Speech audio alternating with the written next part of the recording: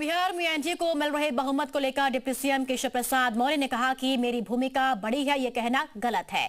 इसका श्रेय पीएम मोदी और नीतीश कुमार को देना चाहिए। एनडीए का चुनाव जनता लड़ रही थी और दोनों सरकारों को उपलब्धियों की वजह से बहुमत मिला है। अब फर्जी वोट वोटर लिस्ट में नहीं रहेंगे। कांग्रेस के तो डीएनए में ही वोट चोरी है और अब अखिलेश यादव को 2027 में खुद के सफाई जाने का आभास हो गया है।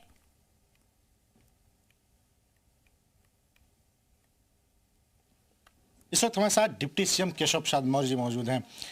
केशव जी, बिहार में प्रचंड बहुमत आई है और उसमें बड़ी भूमिका आपकी रही, आप सह प्रभारी थे बिहार के, क्या कहेंगे? नहीं, ये कहना गलत है कि मेरी बड़ी भूमिका रही है। मुझे पार्टी ने एक जिम्मेदारी दी थी, मैं भी गिलहरी के रूप में अपनी भूमिका अदा कर रहा था। लेकिन यह सारा जो भरोसा है बिहार का हो और चाहे देश का हो, हमारे प्रधानमंत्री माननीय श्री नरेंद्र मोदी जी के प्रति है। यह जीत का श्रेय अगर किसी को सर्वाधिक देना है तो माननीय प्रधानमंत्री जी को देना है, बिहार के माननीय मुख्यमंत्री श्री नीतीश कुमार जी को देना है, बिहार के जो एनडीए के नेतृत्व करने वाले हैं, जो उनके सबके पार्टी के कार्यकर्ता हैं, उनको देना है और बिहार की जनता को देना है। और चूँकि यह चुनाव दल के नाते, एनडीए के नाते हम सब लोग लड़ रहे थे, लेकिन एनडीए का चुनाव बिहार की जनता लड़ रही थी। क्या इस बार मुसलमानों ने बिहार के और वो जातियां जो कभी आपके वोटर नहीं रही, उन लोगों ने भी वोट दिया है? देखिए, जो विकास का पक्षधर होगा, जो गरीब कल्याण के लिए किए गए काम को देख करके ये मानेगा कि नहीं, मोदी जी और नीतीश जी की जोड़ी ने सबके जीवन में खुशहाली लाने के लिए ईमानदारी से काम किया है, प्रयास किया है। 11 साल की केंद्र सरकार और 20 साल की बिहार सरकार, दोनों की जो उपलब्धियां हैं, उस उपलब्धियों से प्रभावित होकर के ही इतना बड़ा वोट हमें मिला है। इसके कारण इतनी बड़ी विजय मिली है। एक नारा चला, वोट चोर गद्दी छोड़। देखिए, वोट चोरी करने का जिसका डीएनए है कांग्रेस पार्टी, उसी वंश के परंपरा के श्री राहुल गांधी हैं। वही इस नारे को देने का पाप किए हैं, काम किए हैं और उनके ही डीएनए में वोट चोरी है। 1946 में जब अंतरिम सरकार बन रही थी तो जो कांग्रेस के 15 सदस्य थे उनसे मतदान हुआ, उन्होंने मतदान किया कि किनको पहला प्रधानमंत्री अंतरिम सरकार का बनना चाहिए।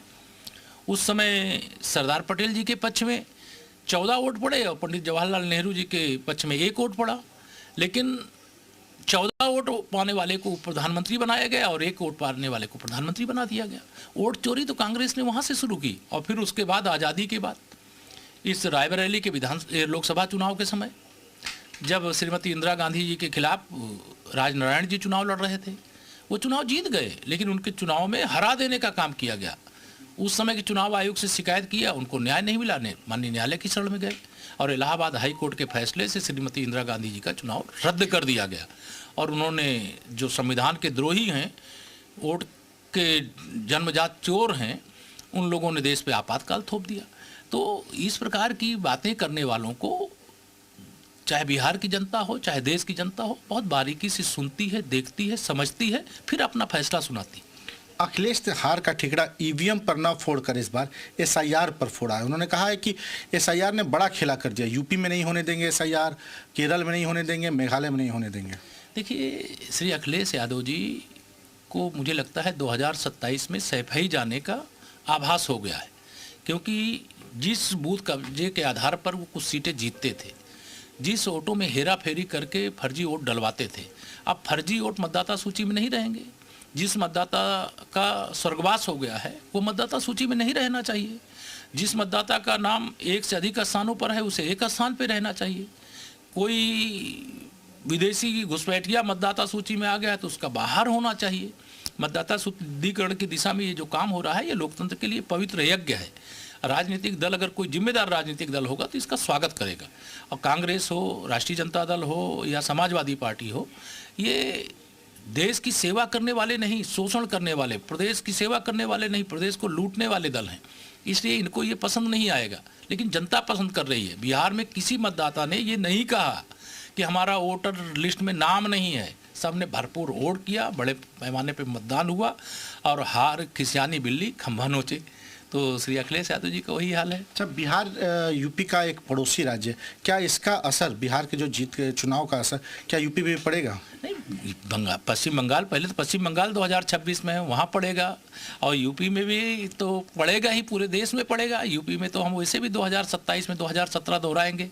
और श्री अखिलेश यादव जी और इन कंपनी जो फर्जी पीडीए चला करके लोगों को गुमराह करके लोकसभा में कुछ सीटें जीत गए थे, उसका जवाब हरियाणा की जनता ने दे दिया, महाराष्ट्र की जनता ने दे दिया, दिल्ली प्रदेश की जनता ने दे दिया, बिहार की जनता ने भी दे दिया।